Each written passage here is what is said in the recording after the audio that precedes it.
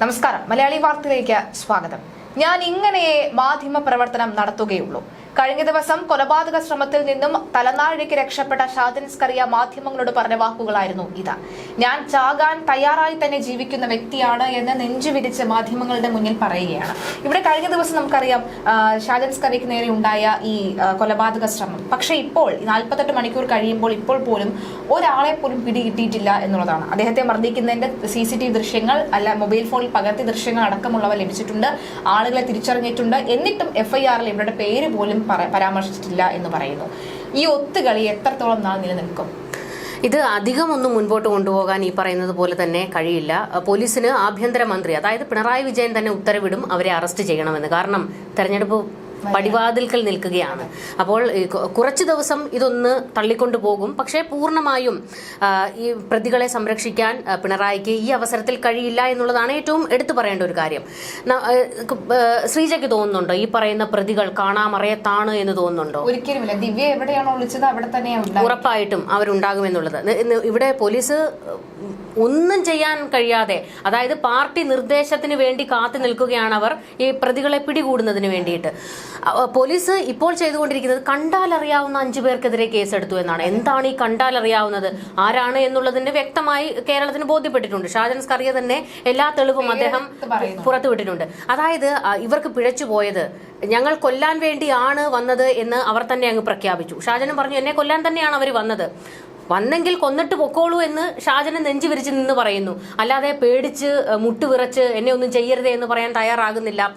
ഇത് ഈ ഒരു സംഭവം നടക്കുന്നതിന് മുൻപ് 2 3 വാർത്തയാണ് CPM-നെതിരെ ചെയ്തിരുന്നതെങ്കിൽ ഇപ്പോൾ ചറപറ വാർത്തയാണ് അദ്ദേഹത്തിന്റെ ന്യൂസ് ചാനലിലൂടെ ഇവർക്കെതിരെ പുറത്തുപോയിക്കൊണ്ടിരിക്കുന്നത്. അപ്പോൾ ഈ ശബ്ദം ഈ എതിർ ശബ്ദം അടിച്ചമർത്താൻ, ഈ ഗുണ്ടായുസം കാണിച്ചാൽ എല്ലാവരും അങ്ങ് വിറയ്ക്കും എന്നുള്ള ഇവരുടെ ഈ ഒരു സ്ട്രാറ്റജി ഉണ്ടല്ലോ, അതങ്ങ് പൊളിഞ്ഞടങ്ങിയിട്ടുണ്ട്. ശക്തമായി ഇതിനെ എതിർക്കുന്ന ഒരു വിഭാഗം ഇവിടെ കേരളത്തിലുണ്ട് എന്ന് ഇതിൽ നിന്ന് തന്നെ ബോധ്യപ്പെട്ടിട്ടുണ്ട്.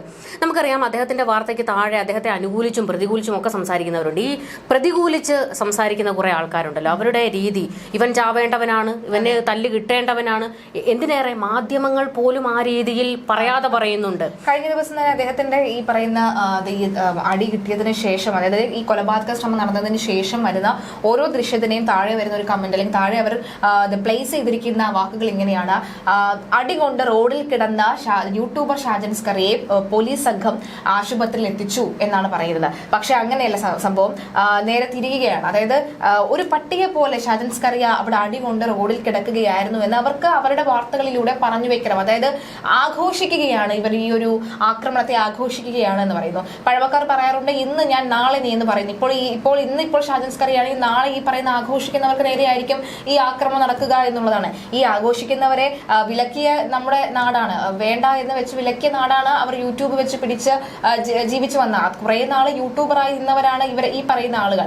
എന്നിട്ട് അതേ ആളുകൾ തന്നെയാണ് ഈ പറയുന്ന ഷാജൻ സ്കറിയെ, മറുനാടൻ മലയാളി പോലെയുള്ള വലിയ വാർത്താ മാധ്യമത്തെ ഡിജിറ്റൽ വ്യൂവിൽ ആരെയും തോൽപ്പിക്കാൻ കഴിയാത്ത നിലയിൽ കുതിച്ചുകൊണ്ടിരിക്കുന്ന മറുനാടൻ മലയാളി പോലെയുള്ള മാധ്യമ സ്ഥാപനത്തിന്റെ ഉടമയെ ഇങ്ങനെ അവഹേളിക്കുന്നത് എന്നുള്ളതാണ്. അതിന് താഴത്തെ കമന്റുകൾ നോക്കിക്കാൻ നമുക്ക് മനസ്സിലാക്കാൻ സാധിക്കും ഇവൻ ചാകേണ്ടവൻ തന്നെയാണ്. മാത്രമല്ല ഇപ്പോൾ ഞാൻ രാവിലെ നേരത്തെ പറഞ്ഞതുപോലെ തന്നെ അദ്ദേഹം മാധ്യമങ്ങളെ കണ്ടിരുന്നല്ലോ, ആശുപത്രിയിൽ നിന്ന് മാധ്യമങ്ങളെ കണ്ടിരുന്നു. അപ്പോൾ പറയുന്നു കിട്ടിയതൊന്നും പോരായിരുന്നു, 2 കൂടെ കൊടുക്കണമായിരുന്നു. പക്ഷേ ആ പാടൊന്നും കാണുന്നില്ലല്ലോ. ആ വിഷമമാണ്, ഒന്നും സംഭവിക്കാത്തതിന്റെ ദുഃഖമാണ് അവർ രേഖപ്പെടുത്തിക്കൊണ്ടിരിക്കുന്നതാണ് മനസ്സിലാകുന്നത്. ഉറപ്പായിട്ടും ഇവിടെയാണ് നമ്മളിപ്പോൾ കാണേണ്ട ഈ മാധ്യമങ്ങൾ ഒന്നിച്ചു നിൽക്കേണ്ട ഒരു സംഘമാണ്. പക്ഷേ അവർ ചേരി തിരിഞ്ഞ് ഈ ഷാജൻ സ്കറിയെ കിട്ടു തന്നെ കൊട്ടുകൊടുക്കുന്ന ചില രീതികൾ നമ്മൾ കണ്ടു. അതിൽ ഏഷ്യനെറ്റ് കുറച്ച് മാന്യമായി തന്നെ കാരണം എന്താണെന്ന് അറിയാമോ? ഏഷ്യനെറ്റിന്റെ ഒരു കാരണം അവർക്ക് ഏകദേശം കാര്യങ്ങൾ മനസ്സിലായിട്ടുണ്ട്.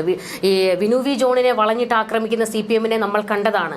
അപ്പോഴും വളരെ ശക്തമായാണ് ഷാജൻ സ്കറിയ ആ ഒരു കേസിൽ നിലപാടെടുത്തത്, സപ്പോർട്ട് ചെയ്യുന്ന ഒരു നിലപാട്. അദ്ദേഹം നിരവധി വാർത്തകൾ അതുമായി ബന്ധപ്പെട്ട് കൊടുത്തിരുന്നു. പക്ഷേ ഈ യൂട്യൂബ് ചാനലുകളോട് ഒരു അവജ്ഞയാണ് മുഖ്യധാരാ മാധ്യമങ്ങൾക്ക് പ്രത്യേകിച്ചും. പക്ഷേ നമുക്ക് അന്തസ്സോടെ തല ഉയർത്തിപ്പിടിച്ച് നിന്ന് നമുക്ക് പറയാൻ കഴിയും മുഖ്യധാരാ മാധ്യമങ്ങൾ പൂഴ്ത്തുന്ന പല വാർത്തകളും നമ്മൾ അതിന്റെ ഉള്ളറകളിലേക്ക് ഇറങ്ങിച്ചെന്ന് സ്വകാര്യ വ്യക്തികൾ എന്ന് പറയുമ്പോൾ നമ്മൾ ആ വ്യക്തികളുടെ പേര് എടുത്തു പറയുന്നു, സ്വകാര്യ സ്കൂൾ എന്ന് പറയുമ്പോൾ നമ്മൾ ആ സ്കൂളുകളുടെ പേര് എടുത്തു പറയുന്നു, സ്വകാര്യ സ്ഥാപനം എന്ന് പറയുമ്പോൾ നമ്മൾ വളരെ കൃത്യമായി തന്നെ ആ പേര് എടുത്തു പറയുന്നു. കാരണം നമുക്ക് ഭയക്കേണ്ട കാര്യമില്ല.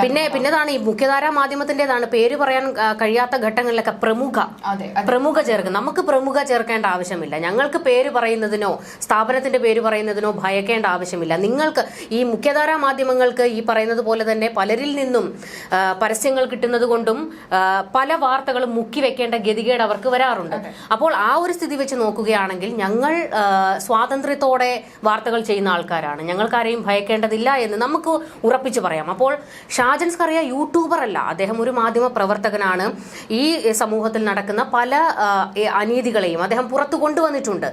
CPM-ന്റെ വലിയൊരു വിമർശകനാണ് അദ്ദേഹം എന്നുള്ളത് അദ്ദേഹം തന്നെ വ്യക്തമാക്കിയിട്ടുള്ള കാര്യമാണ്. മാത്രമല്ല CPM-നെ ഏതെങ്കിലും നല്ലൊരു ഘട്ടത്തിൽ നല്ലൊരു പദ്ധതി കൊണ്ടുവരികയാണെങ്കിൽ അതിനെയും പിന്തുണയ്ക്കുന്ന ആളെ കാണാം. ഇനി കേന്ദ്ര സർക്കാർ നല്ല പദ്ധതികൾ കൊണ്ടുവന്ന് അതിനെ സപ്പോർട്ട് ചെയ്യുന്നതും ഇനിയല്ല മോശമാണ് എന്നുണ്ടെങ്കിൽ അതിനെ പിൻവലിക്കുന്ന അല്ലെങ്കിൽ അതിനെ രൂക്ഷമായി വിമർശിക്കുന്നത് കാണാം. കോൺഗ്രസ്സുകാർ നല്ലൊരു പദ്ധതി അല്ലെങ്കിൽ നല്ലൊരു നീക്കം കൊണ്ടുവന്നാൽ അദ്ദേഹം അതിനെ പിന്തുണയ്ക്കുന്ന അല്ലാത്തതും കാണാം. ഏറ്റവും ഒടുവിൽ രാഹുൽ മാങ്കൂട്ടത്തിന് വിഷയം വരികയാണെങ്കിൽ അദ്ദേഹം രണ്ട് ചേരിയിൽ നിന്നുകൊണ്ടാണ് വാർത്ത. രണ്ട് ചേരി എന്ന് പറയുന്നത് രണ്ട് ആൾക്കാരുടെ വശം കൃത്യമായി പറഞ്ഞുകൊണ്ട് ഇപ്പൊ രാഹുൽ മാങ്കൂട്ടത്തിൽ അങ്ങനെ ചെയ്തിരുന്നുവെങ്കിൽ അത് തെറ്റാണ് എന്ന് പറയുകയും അതേ വാർത്തയിൽ തന്നെ അദ്ദേഹം അങ്ങനെ ചെയ്തില്ല, ഇത് അദ്ദേഹത്തെ കൊടുക്കാൻ വേണ്ടിയുള്ള ശ്രമമാണെന്ന് പറയുന്നത്. അങ്ങനെ പല രീതിയിൽ വിഷയാധിഷ്ഠിതമായി അദ്ദേഹം നടത്തുന്ന ഓരോ വാർത്തയ്ക്കും രാഷ്ട്രീയ ചാപ്പകുത്തൽ ഏറ്റവും കൂടുതൽ ഒരു പക്ഷെ അദ്ദേഹം കേട്ടിട്ടുണ്ട് എന്നുള്ളതാണ്. പക്ഷെ എന്നിരുന്നാലും ഇവിടുത്തെ സാധാരണക്കാരായ ജനങ്ങൾ എപ്പോഴും അദ്ദേഹത്തിനോടൊപ്പം ഉണ്ടെന്നുള്ളത് ഞാൻ നേരത്തെ പറഞ്ഞ മാധ്യമ ചാനൽ അല്ലെങ്കിൽ മീഡിയ വൺ തന്നെ നമുക്ക് എടുത്തു പറയാം. മീഡിയ വണ്ണിന്റെ ആ ഒരു വീഡിയോയ്ക്ക് താഴെ അനവധി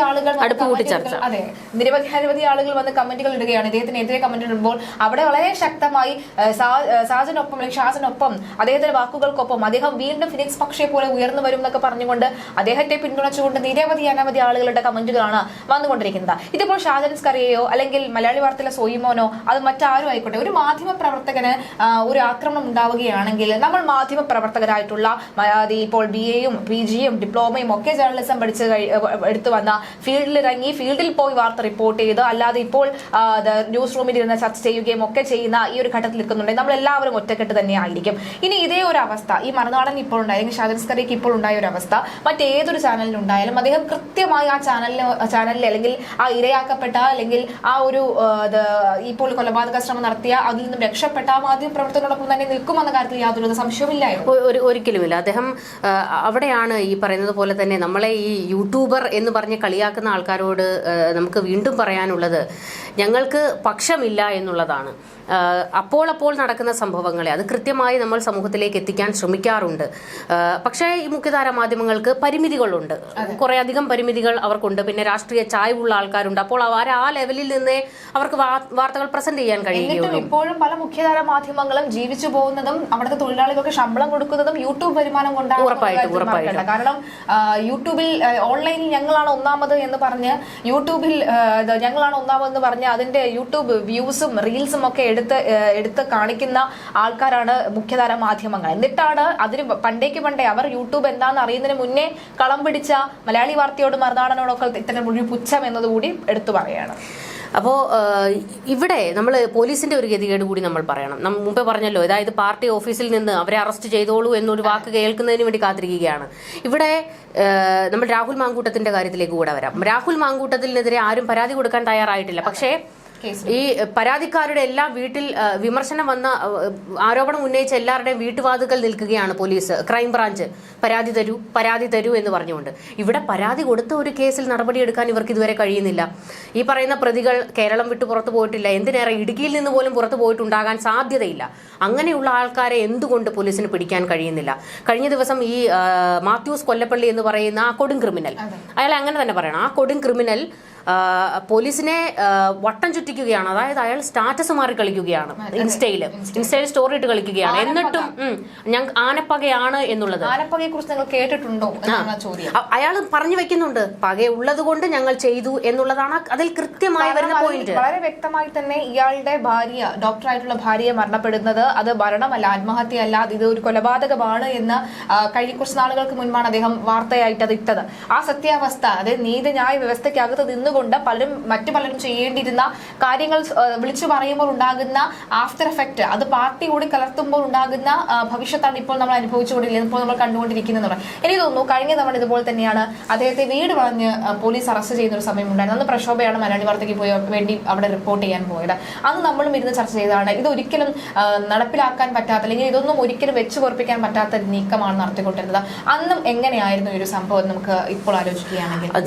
അന്ന് അദ്ദേഹം പറഞ്ഞ ഒരു പോയിന്റ് ഉണ്ടായിരുന്നു. അതായത് ഞാൻ നാട്ടിൽ പോയിട്ട് തിരികെ വരുമ്പോൾ എന്നെ ഫോളോ ചെയ്യുന്നുണ്ടായിരുന്നു.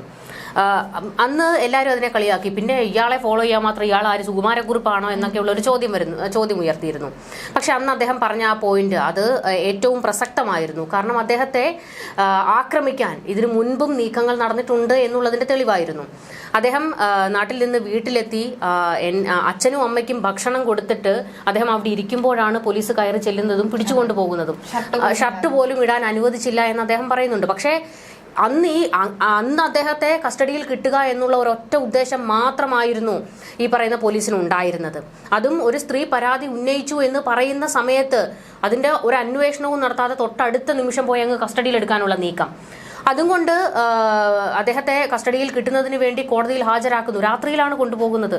മജിസ്ട്രേറ്റിന് മുന്നിൽ ഹാജരാക്കുമ്പോൾ പറയുന്നു അങ്ങനെ കസ്റ്റഡിയിൽ വിട്ടുകിട്ടാൻ മാത്രമുള്ള ഒരു തെറ്റ് ചെയ്തിട്ടില്ല എന്ന് പറഞ്ഞ അപ്പോൾ തന്നെ അദ്ദേഹത്തിന് ജാമ്യം കൊടുക്കുകയാണ് ചെയ്തത്.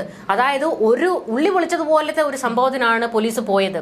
ഇന്നിപ്പോൾ പോലീസിന് പോലും അദ്ദേഹത്തെ കസ്റ്റഡിയിൽ എടുക്കാൻ കഴിയുന്നില്ല എന്നൊരു ഘട്ടം വന്നപ്പോഴത്തേക്കാണ് പക തീർക്കാൻ വേണ്ടി ഇവർ ഇറങ്ങിയത് എന്നുള്ളത് വ്യക്തമാണ്. ഇവിടെ പറ്റിയിരുന്നെങ്കിലോ കസ്റ്റഡിയിൽ എടുത്തിരുന്നെങ്കിലോ ഈ പറയുന്ന പുള്ളികളെ എടുക്കുന്നില്ലല്ലോ, അതാണ് പ്രശ്നം. അവിടെയാണ് നമ്മൾ പറയുന്നത് ഇവരുടെ പാർട്ടി സംരക്ഷണം ഉള്ളതുകൊണ്ടാണ്.